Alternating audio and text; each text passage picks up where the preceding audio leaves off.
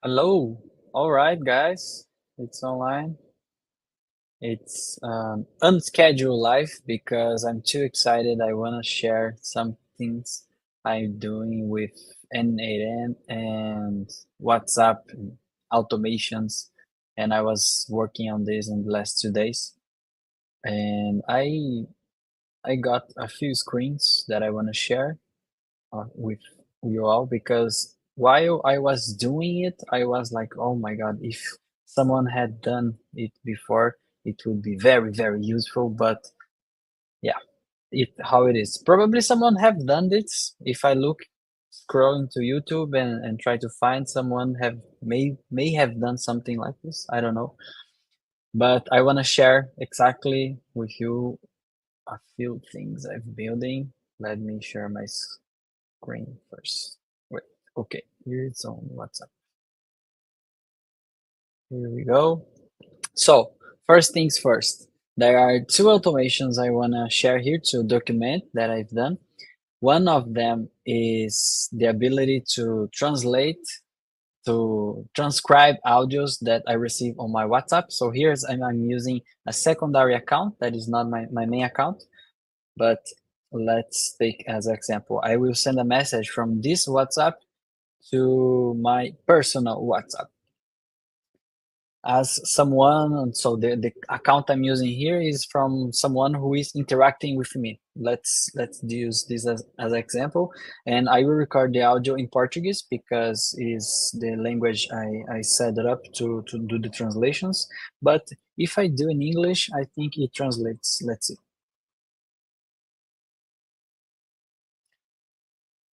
Essa é uma mensagem de texto e eu estou enviando diretamente para o WhatsApp. So you guys can see that it reacted, and then my WhatsApp account sends this message. Essa é uma mensagem de texto, eu estou enviando direto para o meu WhatsApp. So this will happen for all the message I receive on private. And I must say, after I did that, it was yesterday at night, and I was using during the day today, receiving some audio messages from friends, and they were asking, "What is this transcription with AI? Is something I did? What is that?" And then it kind of started an internal process of question, a philosophical question inside of me, like, should I have been doing it? Should I put an AI into kind of intermediate the interactions of others with me? And I figured it out that probably not. That's why I'm showing this first flow to just don't lose the timing of what I've done. So this is how it's done now, and I will iterate and create a second version where I will put this functionality into groups instead of private messages, and make the private messages being transcribed just when I press a reaction button. This way can be useful for others in groups, right? If someone sends an audio message, I will transcribe because others, I don't know, my AI will transcribe because can be useful for others in the same group. But if someone sends me a message in private and I am in a call, in a meeting, or doing something that I can't hear at the moment, I just react to the message and the AI will translate it for me. Later on, I will share exactly how I did that, which tools I used, how was the whole process. But before going to the implementation part, let's go to the second one, which is the one that I'm more proud of, which is the ability to send message on WhatsApp using my Apple Watch. So now I will send a message as me, not as someone who is sending a message for me, and you guys will see as example. So my agent is called Lizzie. So I will open Siri and then ask Lizzie to send a message, and then I will dictate the message, and the system will process it. Lizzie, essa mensagem está sendo gravada durante live.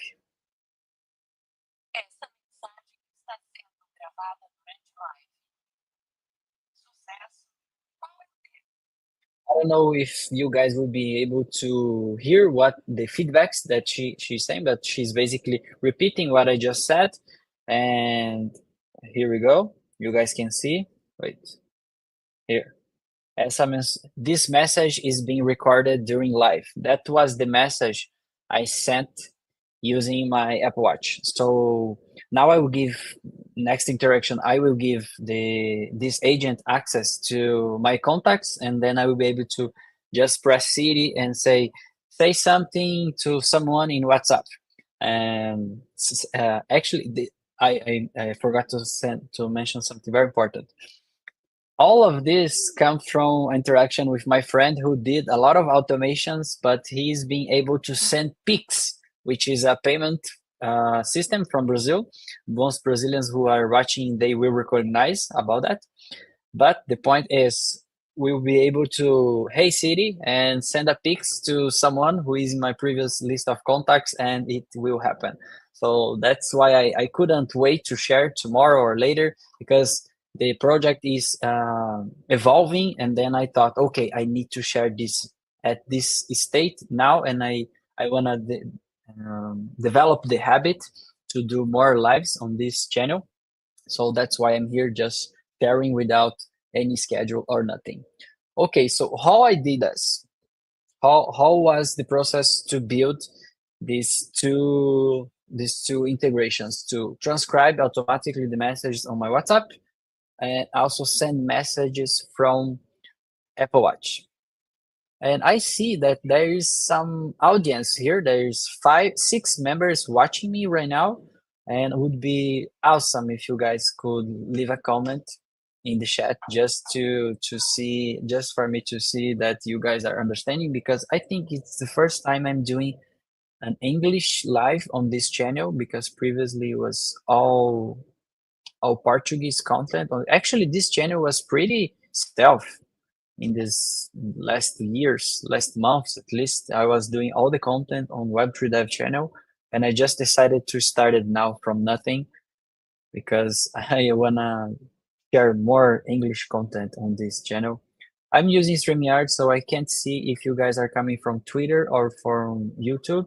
I know from Twitter you guys are more used to me talking in English, and YouTube probably not. So please leave a comment, say GN, good night, just to thumbs up, say that you're here. But let's move on.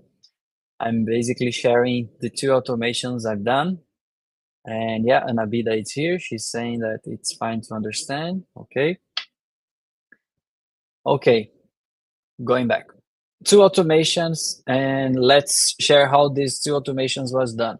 First of all, I am doing self-host of n8n, so I know you guys know about n8n. I hope you guys know about n8n, which is this automation workflow for connecting AIs and tooling agents and doing a lot of cool things with AI. And I was like very, how can I say, late.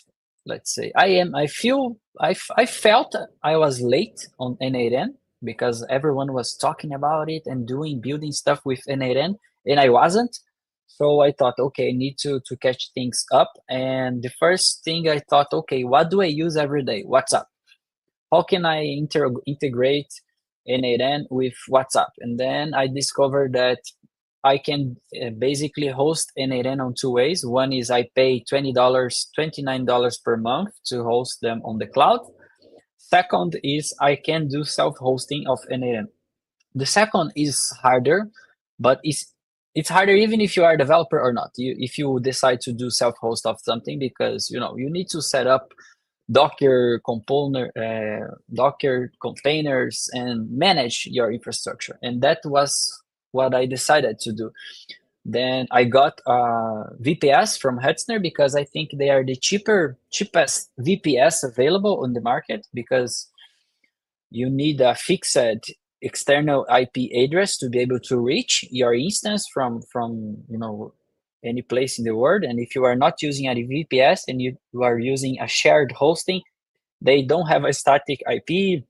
Actually, they have, but it's different. There is some caveats that would not be possible because they share resources, and we need to use containers, and we need to manage and have control of your own resources. That's why you need a VPS, and I think they are the cheapest in the market. I got this shared GPU CPU model, and it's pretty acceptable, let's say. I don't know if I grow my here, if I start growing the demand, so now I'm just thinking about some small automations. I don't think this will consume much hardware as two CPUs and 4 gigs of RAM. Let's see. Let's see when it will reach the bottleneck, and then we move on to a next plan. But basically, first things first, you hire a VPS. Then I will share here, for example, I like to connect my VPS using my instance of VS Code or Cursor or whatever you like to use, right? If you use Cursor, I prefer Cursor because it's integrated with an AI, right? So what I did was basically installed Portainer. Just for sure, you need to install Docker. So if you start talking with your AI, it will give you the instructions for you to install Docker. So it's set up VPS, just turn it on, and then get your external IP address. And for sure, you need to connect with your instance. So you need to configure, to set your SSH. I don't know how to pronunciate it, but SSH. Actually, I think it's SSH. SSH is basically the keys for you to access your instance from lockout or any other place to your remote instance. After setting up your SSH, then you can start installing things. And I pretty recommend you to use Cursor if you don't know how to do it. I've done that a lot of times, but every time I start doing something new and doing something that I've done in the past, some errors happen, and AI is here to help. So use it. And after you install Docker, you install Portainer. I hope I don't have any key that I should not be sharing here, because if I have, then I will need to turn this down. But no, I'm sure that Portainer doesn't have any key or anything like that. And Portainer is basically a very, very, very easy way for you to manage Docker containers. So here is I don't know how many of you guys are familiar with Swarm. So Swarm is a tooling for you to manage your instances and manage your containers, turn it on, turn it off, deploy new versions, debug, and do a lot of things with Docker. And Portainer is a UI version of Swarm. I don't have a strong experience with Portainer. I just discovered last weekend with this friend who built his automations, and I got really excited. I thought, okay, I need to deploy these things. And then the good part is you come here on stacks, and then you can set up your stack very easily and deploy your containers.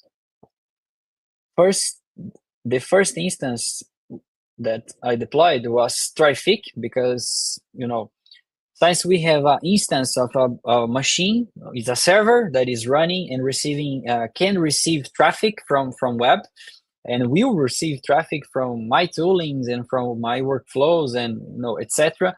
We need to manage this. So Traffic is kind of load balancer. It helps you to, you know, how can I explain that in simple terms? Because I don't know how many developers are here. I will assume you guys have some knowledge.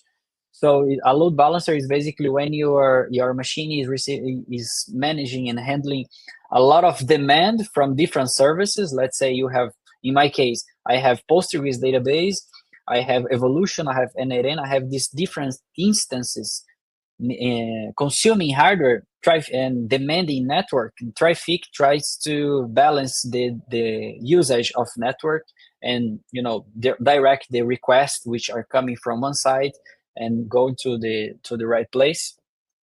And I'm not sure if I can open. Wait a second, just I need to open this in a different screen just to see if I have some key that I should not expose on live. And yeah, so here we go. Traffic will manage these HTTP calls that your instance is receiving, and will redirect it correctly for the services. You this way you don't need to match ports and subdomains, DNS. All of this is very easy for you to set up a subdomain, and then Traffic will manage the ports to redirect this traffic to.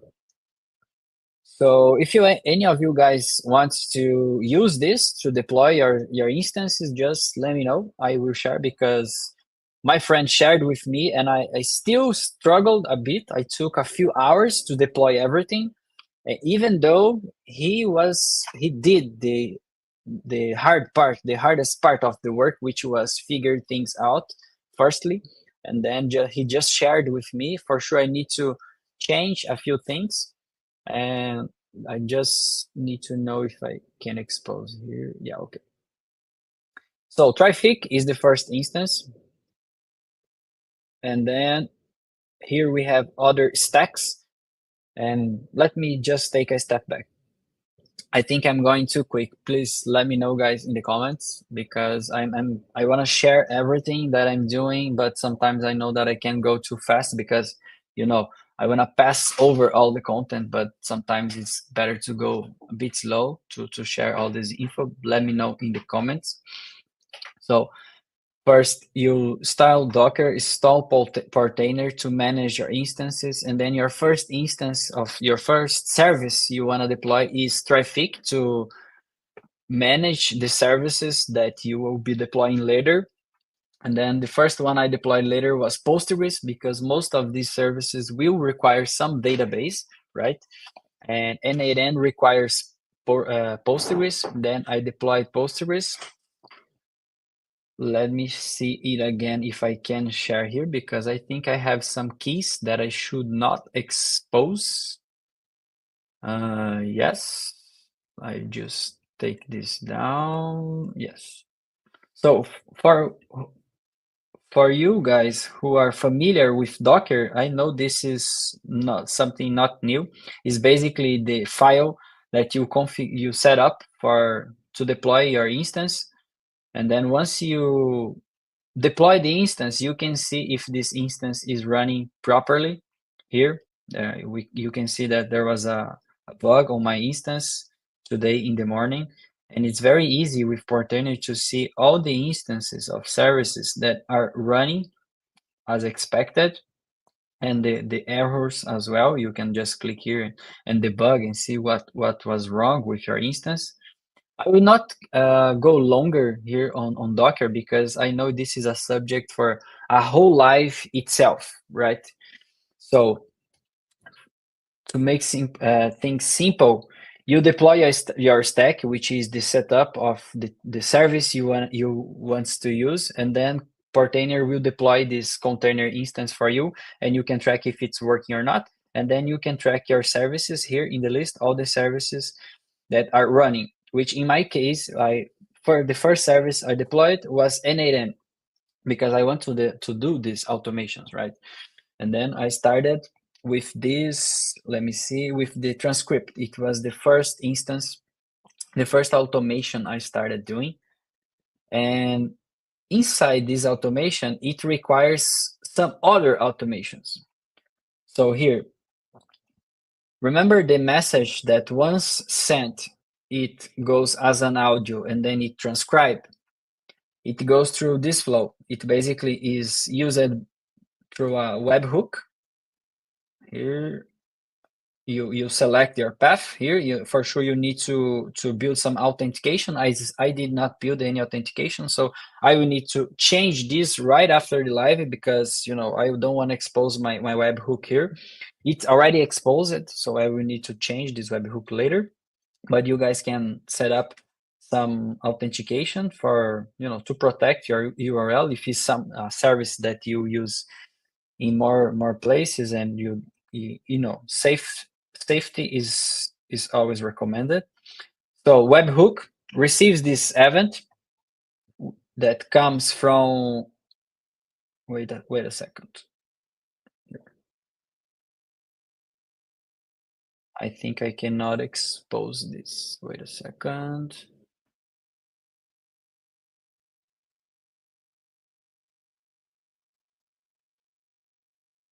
Yeah, here we go. This webhook is triggered when you receive a new message on your WhatsApp, right? So how do we know that a new message was triggered in our WhatsApp? We need some service to do that. Then I got to Evolution, which is this API. Let me share here. Evolution API. Here, Evolution API, which is a service that you can connect your WhatsApp using QR code. And once deployed, here is an open source WhatsApp integration API. Then if you browse the web and ask for help on cloud, it will help you to deploy the Evolution stack. As you guys can see here, I just deployed a stack of Evolution, and then I set up with my account. I scan the QR code. You can come here, and then you have everything that is needed. If you come to settings, it will generate a QR code for you. You scan your QR code as you was connecting to a WhatsApp web instance normally, and then you set up your webhook, which is this where you set up your URL here. Let me disable this because I don't want this to be exposed. Since it's already exposed on this live, I need to disable this to generate a new webhook. But this is the URL for you guys who don't know what is a webhook. Is basically a response to an event. And when WhatsApp message is inserted in my account, it is connected to my WhatsApp, and it's monitoring all the message that is coming, going in and going out. I just activated this one, which is the upsert here, message upsert, which is the event that is triggered when a new message comes to my WhatsApp. And then what this webhook does is receive a new message. It just get all the metadata of this message and sends to a different place, which is my automation. So this webhook receives this new payload with the information and metadata of the message that I just received. Then it runs a few checks to see if it's a message upsert. It checks if it's a message that I sent to myself or not, right? And then it checks if it is a message, text or audio message. And then here is the checks to check if it's an audio message or not. And then it gets the payload of audio here. Here is the instruction where this audio message is. And then we get the payload and get all this metadata that we want from this audio message. The instance, who is the sender, the ID of the message, because we are reacting to the message, so we need the ID. And then we come to this React message, which gets all this metadata that is incoming to the workflow, right? So there is some metadata that the webhook got the metadata, and it's inflowing this metadata across the whole workflow. And then we are consuming this metadata, right? And here we are consuming the ID, the number of the chat, and here's the reaction. If you guys remember, I am reacting with this message right here. And I forgot to mention something very important, which is this n8n node evolution API. This is required to have this node, right? For you guys who are familiar with n8n, each piece of this workflow is a node, right? So for this evolution node, we need to download this n8n npm package, and then we install this. If we come here, for example, node, community node, no, actually, you need to go to community nodes. Wait a second. I think it's here. Okay, here, community nodes. you come here into community nodes and install the n8n evolution API and the n8n media decrypt. So I think if any of you guys wants this automation I just created, I can share the JSON file to this automation. And I am sharing all of this now because when my friend got his JSON file and sent to me, I started, okay, I have the whole automation. I just need to use now. And then I started, okay, I need to deploy a service. I need to use evolution. I need to use containers. I need to deploy community nodes, how I do all of that, right? And it was a step by step. So once done, it's working and it's ready. And once deployed the community node, you will have this node here, and then we will have the decryption here, which gets the payload from the last message. The message is encrypted, it decrypts. We don't need to know how it does that because it's node that you import. It's already built, it's already working for sure. If you want to go to details, you can go. And then we pass that object to the OpenAI, which will transcript and then send back to us. And then we go to send text, and then we get all this message and send it to WhatsApp. So I hope that if someone is interested into having this workflow after this live, you guys will have it. I can share the file, and with the file and with these instructions, you'll be able to do it. You will be able to follow the steps and rebuild it again. Of course, you need some AI help because my purpose here today was not to build step by step and show as a tutorial, because this will take very long, and that's why I need some feedback here to say, hey, this live is being helpful, because the idea was, okay, I just built this, I need to share how I did it. And then before starting the live, I was thinking, okay, if I don't share enough details, they will not be able to replicate it, and then this content will not be useful. And I started, okay, but to share all the details, it will require hours and hours in preparation and tutorial. And then I thought, okay, I will not get lost into this preparation of content. I will just open the live and do it. So if you guys are missing some piece of content, some piece of context, please let me know and I will try to improve for the next one. But I hope that if I share the file and you guys watch the live, you will be able to rebuild the steps, right? So this is basically the workflow to send messages, to transcribe message. Now, this is nothing related with the automation from the Apple Watch. And let's go to the Apple Watch automation now, which is even more simple, which is this, I think is this one. Yeah, send message. It's just two. One is the webhook to trigger. I just need to be sure I'm not exposing anything here. Okay. Yeah, I'm not exposing anything too sensitive. And on this case, I am using the shortcuts from Apple devices. I don't know. I must be honest. I don't know how that would be on Android. But on the shortcuts from Apple, what I did was I create these shortcuts. And for you guys who are not familiar with Apple shortcuts, if you say Siri and you say the name of your shortcut, the Siri will instantly start the shortcut.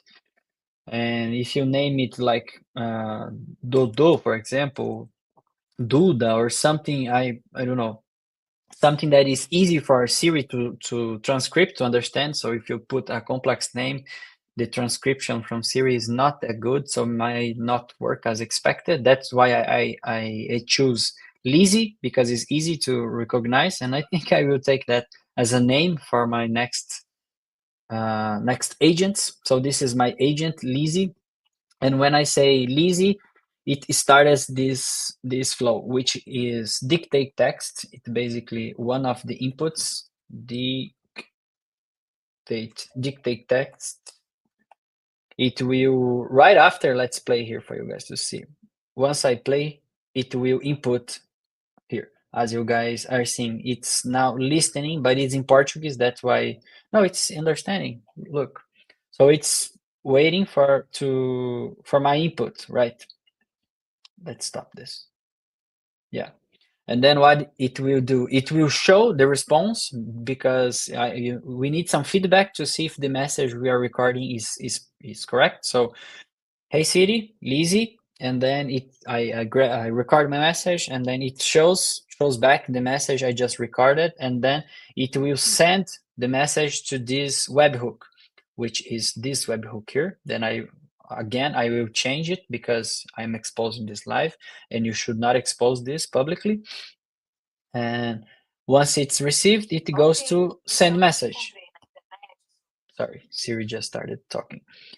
I just used the send message, which is from Evolution. That remember back, you deploy the server, you deployed Evolution with your using a Docker image, and then you can use this later on the same instance.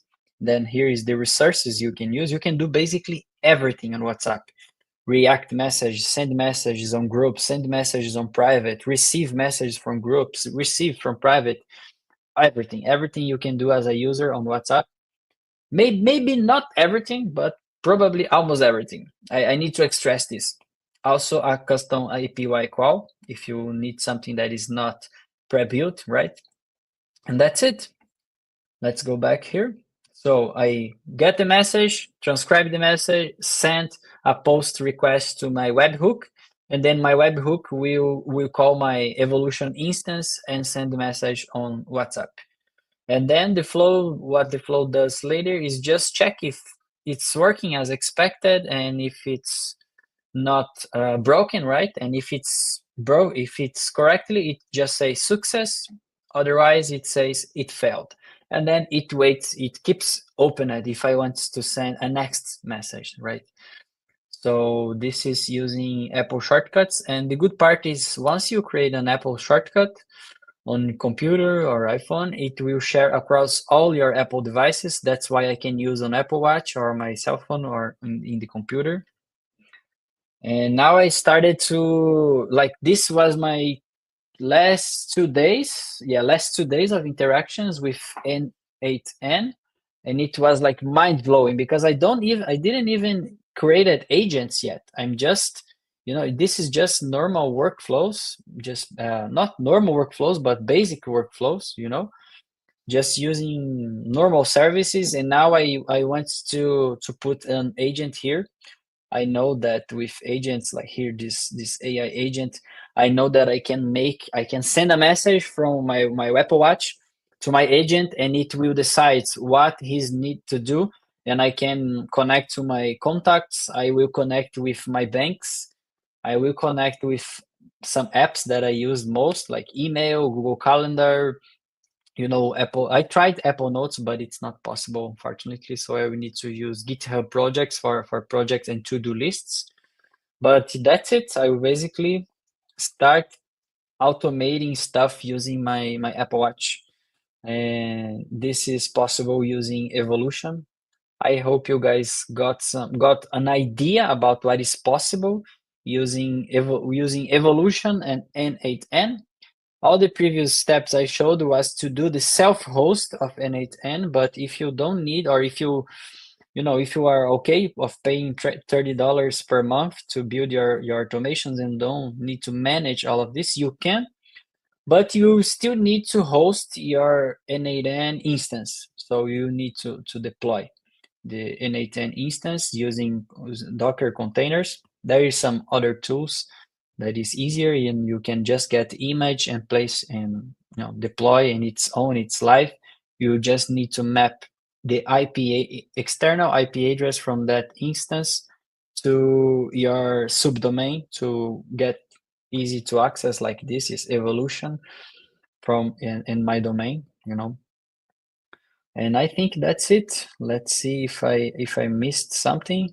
I think it's just these two services, webhooks and evolution, to manage WhatsApp integrations. Now I'm seeing that it's 34 minutes long. I didn't knew it. I thought, okay, this will be longer anyways if I pass through the whole process. So can you guys imagine if I went to detail by detail of deploying Docker, doing everything? It takes some time, and I hope you guys know how to do it if you guys decide to do it. And that's it. I will wait a few minutes for some comments. Let's see if someone. Wow, look at this quality. This is horrible. I didn't know it was that low quality. Why that's happening? Let me change. Yeah, now it's back. I saw it was in a very poor quality. I hope you guys learned something. I hope this was useful. And I'm going to sleep now. I was too excited. I needed to share this today, and that's it. It's done. If any of you guys want the files to build all these automations, actually to just import the automations in your n8n accounts, just leave a comment in the recording, and then I will share the automations, and you can just import and use it. Bye bye. Good night, everyone.